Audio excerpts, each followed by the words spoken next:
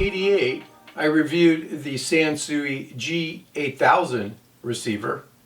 And what I have here is the next model up, the Sansui G9000 receiver. I'm going to go ahead and turn it on because I just love this little protect circuit, and if you're real quiet, you can hear the relay click. So let's just show that.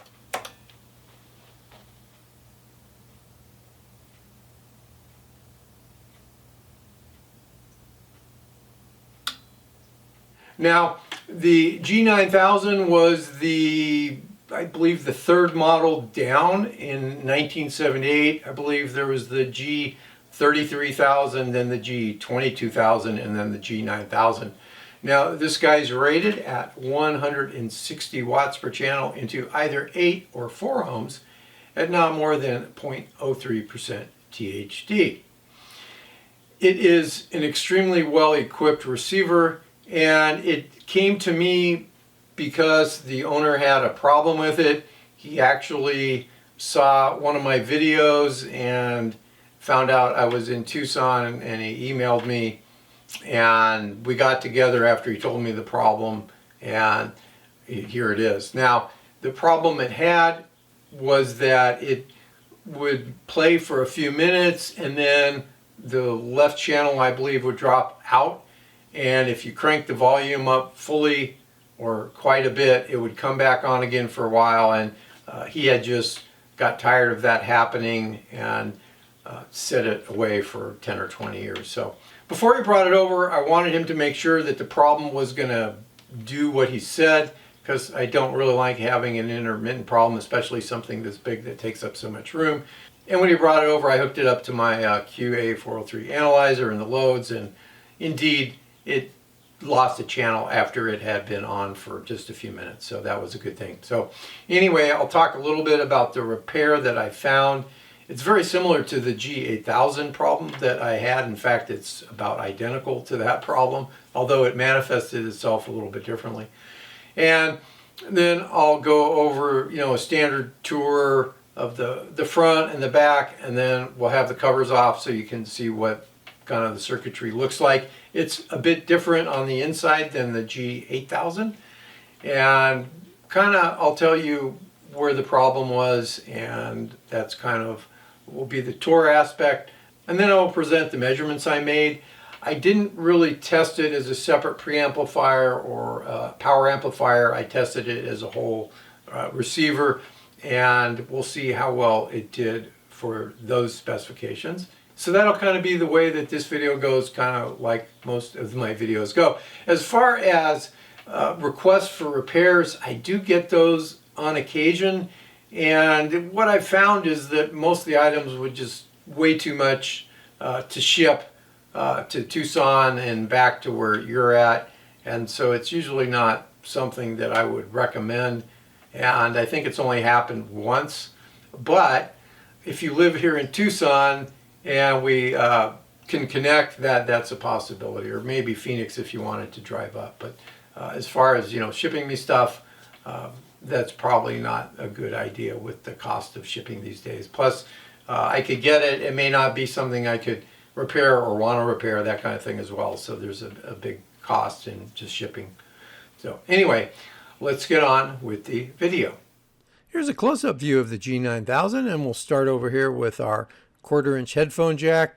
We have our power on-off switch here, and when you flip the power on, this protector LED will flash red, and when everything is copacetic, it'll turn the power LED on to green. You can control 2 sets of speakers. That's done right here. We have a bass, mid-range, and treble control with turnover switches for the treble and bass controls. And then we do have a bypass. So for your purists, you could bypass all the tone controls. We have a 20 dB muting switch there, volume control here, balance control here, tuning knob here. Here is our loudness switch. We do have subsonic and high filter switches as well. We have our selector here. It does have 2 phono inputs, an auxiliary input, and then of course it has FM auto and AM tuners. We have a 4-channel noise reduction adapter capability on this guy. Our tape monitor selector is here. We do have another 1/4-inch microphone jack if you wanted to play karaoke, and this would be the level for it. We have a bunch of FM tuner switches here for different features of the tuner, and one that's a little bit unusual is you have a wide or narrow band IF for the FM that you could select. Anything you've selected here is shown up here with the appropriate LED coming on. You have a signal strength indicator, a tuning indicator, FM stereo indicator, and then of course you have your 2 power meters. Here is a view of the left side of the G9000 if you're looking at it from the front, and it just shows kind of just shows where your speakers are connected. They are 3-way binding post kind of banana jack connectors. It also has the ability to separate the power amp from the preamp here, and that's done with this little switch here, which is what was causing a problem with this unit. It had intermittent performance, and I've seen that on the G9000 on this unit, and I think I saw it on a G8000 or 7000 that I had in. And this switch here gets dirty, and you just need to deox the contacts in the switch, and then it started working well. But you can also allow this to be either direct coupled or capacitive coupled if you separate it. Here is the right side of the G9000 looking at it from the front, and it's just where you would connect your different inputs. It has your tape monitor input and outputs here. You also could use a DIN jack for tape monitor circuit 2.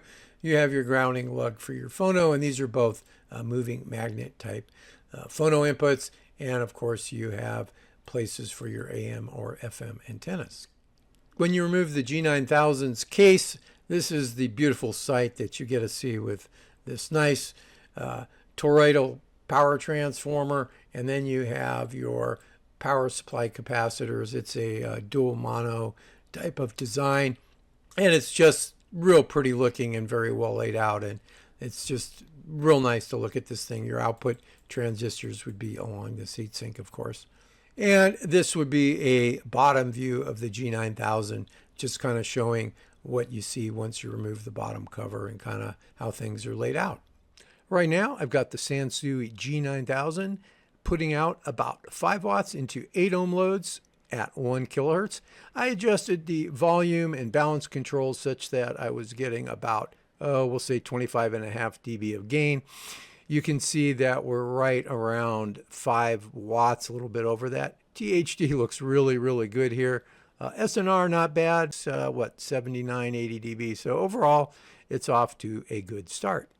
And in case you were wondering what the harmonics look like with the G9000 putting out 5 watts into 8 ohm loads, here it is. The odd or third harmonics are higher than the even or second harmonics, but not by a lot in the case of the left channel. Switching over to 4 ohm loads, and with the G9000 putting out about 5 watts into those loads at 1 kilohertz, you can see we have fantastic THD. SNR looks fairly decent for an old receiver. And overall, it looks pretty darn good. The volume has been set for 25.5 dB, so nothing changed as far as the gain when I went to the 4 ohm load. So it's looking about the same as it did into 8 ohm loads, maybe a little bit different with the THD, but this is pretty darn good. I should mention that I am testing the whole receiver. I've got the preamp out connected to the main in as you normally would do it for all the measurements. The only measurement that will be different in this video is when I measure the phono section's responses. But right now we are looking at the 1 kilohertz response with the G9000 putting out 162 or 4 watts into 8 ohm loads. There is a specification that it should be able to do that at not more than 0.03% THD, and we're way better than the 0.03% THD. There was no specification for SNR, but we're above, we'll say 93 dB, so that's pretty darn good. So overall, I would say it's more than meeting its 160 watt into 8 or 4 ohm load requirements. Right now we're looking at the G9000's frequency response from 20 hertz to 50 kilohertz, and this is with it putting out about 1 watt into 8 ohm loads, which is its specification. And over the frequency range from 5 hertz to 50 kilohertz, the specification is that it should be plus 0.2 to not more than minus 1.5 dB. Well, at 50 kilohertz, we're down, about minus 2 dB. At 20 kilohertz, which would be right here, we're down maybe half a dB. And we're maybe, at worst case, 0.2 of a dB here up on the positive side. So overall, I'd say it's doing a pretty darn good job of meeting its frequency response requirement, at least between 20 hertz and 20 kilohertz. Now, I should mention this is for the complete system. The preamp and power amp are connected together. And I'm using the auxiliary input like I have been doing for all of the testing.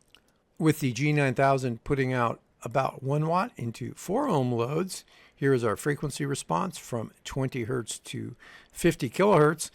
The specification is that it should be not more than plus 0.2 or down minus 1.5 dB over that range. Like was the case with the 8 ohm loads, we're down as much as about, we'll say, 2.6 dB, and we're probably better than about 0.2 dB on the plus side. This plot shows the G9000's THD versus frequency from 20 hertz to 20 kilohertz. For various different output power levels, and that's into 8 ohms, the volume control was set for about 25 dB of gain. Keep in mind that it should be better than 0.03%, which is up here, so we are handily meeting that THD requirement.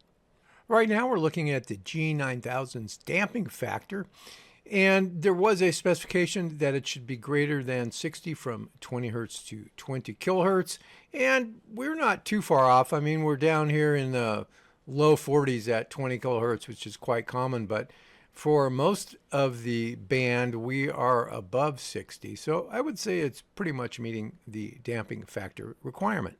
Here is the G9000's crosstalk, or channel separation if you prefer, with the active channel putting out 5 watts into 8 ohm loads. The volume control is set for 25 dB of gain. The specification for this is that it should be at least 70 dB at 1 kilohertz, and we're 62, 63 dB, so we're not too far off the specification. Right now we're looking at the system noise of the entire Sansui G9000. In this case, I'm using the auxiliary input, and I've terminated those inputs. I've applied A weighting, and we're just looking at the noise with it hooked up to 8 ohm loads. And you can see right here, we're at about minus 87 dBV, something like that. In case you've ever wondered what a G9000's multitone response looks like, well, here it is, with it putting out about 5 watts into 8 ohm loads. The volume control is still set for the same gain level, around 25, 26 dB. What this translates to is a bit over 13 bits of distortion-free range. Not bad. Here is the G9000's intermodulation, or IM distortion, and there is a specification that it should be better than 0.03%. We are better than that, much better than that for both of the channels. This is the right channel, this is the left channel. It's really, really small.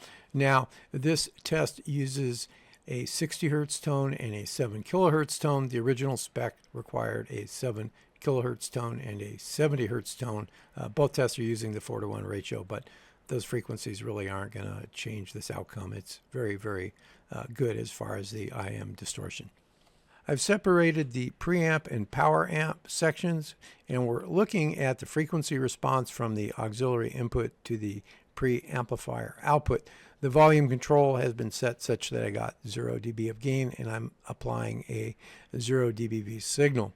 This thicker blue line down the center that says flat, tone to feed on, that is how I've been doing most of the testing. In fact, I think all the testing up to now. And then with all the tone controls set to 0, but I turned the tone to feed off, so we're going through the tone controls. Very little difference between the two, which is very nice. Then I switched the loudness on, and we got our typical smiley face kind of response, unless you're Yamaha, where that would be way down here. Then I switched the high filter on, and that's this guy right here, and you can kind of see that we're down about 15 dB at 20 kilohertz. And then I switched the subsonic filter in, which is this orange line, and really I would probably have to go down to 5 hertz to see this thing affect things more, but it is down, maybe 3 dB here at 20 hertz. Right now I've got the standard 5 millivolt RMS 1 kilohertz signal going into the Phono 2 input of the G9000, and we're measuring out at the preamplifier output with the volume control set for about 0 dB of gain. Now, I did try the Phono 1 input as well and got the same response. That means the THD doesn't look bad, and the gain's about 35 dB or so, but this SNR looks really bad, and this whole thing looks really, really bad. I normally would do this measurement at the tape monitor output, but I tried that and it looked even worse here. So there's something going on with the phono stage, I'd imagine, just from looking at these spurs here. It probably needs to be recapped. I'm not going to measure the frequency response on it, and I'm not sure if the owner of this wants it repaired. If so, I will come back and show you what I found. Right now we're looking at the difference in phase between a signal going into the auxiliary input, and that would be a 1 kilohertz sine wave, and what is being measured at the speaker output. And in this case we're just looking at the right channel, and it is connected to an 8 ohm load. There is no difference in phase at 1 kilohertz. If we change that frequency to 10 kilohertz, we do see a difference in phase between the input and the output, and this is about 13, 14 degrees, something like that. Changing the frequency to 100 hertz gives us about a 6 or 7 degree phase shift. And if we look at the difference in phase between the left and right outputs, and they're both connected to 8 ohm loads, at 1 kilohertz, there is a very small phase difference, probably about 2 degrees or so. Here is the rise time of an output signal, and our input signal is the pink purplish one. The output is in yellow, and it's saying that the rise time is about 4.6 microseconds. I could not find any specification for it. It's just kind of there. 4.6 microseconds is pretty reasonable from the rise times that I have measured on amplifiers. One thing I neglected to mention at the start of the video, like I usually do, is that in 1978 this guy sold for $1,100, or about 5,425 US dollars. It's also a pretty heavy guy, weighing in at 54 pounds. As you saw from the test data, it did a really good job of hitting its specifications. Like most things, it was off here or there, but I believe the THD had nailed that all across the band. And I never pushed it more than 160 watts. I didn't want to take the chance of having it blow up on me if it did, but I'm guessing this guy could put out more than 160 watts. And it's, you know, a very nice looking receiver. It took a while for this series to kind of grow on me as far as its aesthetics, but the more I'm around it, the more I appreciate the way that Sansui designed these. So I think Sansui has done a really nice job with some of their audio gear as far as the aesthetics, especially the AU line of integrated components. So as far as, you know, on the bench, it did a really nice job. It never got really hot during the testing or anything. It's just kind of a cool running beast. Now, as far as my listening test, I connected it to the Wilson Watt 3 Puppy 2 loudspeakers, of course, and hooked up my little DAT player to it and went through a variety of music like I normally do, and I thought it sounded just fine. I decided to push it a little bit with one track, which is it's a kind of a track that's going around with the audio group that I associate with. And I believe it's Captain Hook Bungee Jump, something like that. And it's kind of a weird, like a techno dance kind of a track, I guess.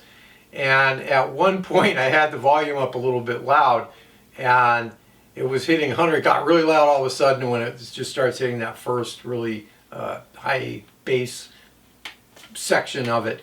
And so I had to go turn down the volume control a bit. It was hitting over 100 watts, which is quite a lot for the Wilson Watt 3 Puppy 2 loudspeakers. I mean, they were fine with it, but the room got very, very loud at that point. And so I backed it down a little bit. But overall, I thought it sounded just fine.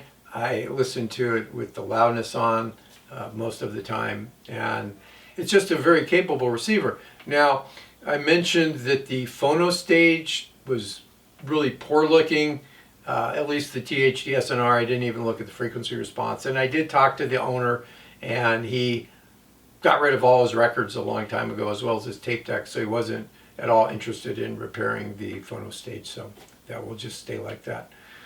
So other than that, that would be my one little nit on it. As far as the tuners, they both worked well. I did try them, both the AM and the FM tuners, and they seemed to work just fine. So, overall, I think it did its job, other than with the phono section. And if you were to have this as your main component for your stereo system, I think you would be rather happy with it. I did a quick search online to see what these sell for, and they're $3,400 to $4,500 seems to be the range for ones that are in decent shape. So they're still a highly collectible piece, I suppose. So once again, if you enjoyed the video, please give me a thumbs up. If you have questions or comments about your experiences, or things related to this or anything else, you can leave those question and comments in the appropriate area on the channel. And if there's something really special, you can always email me.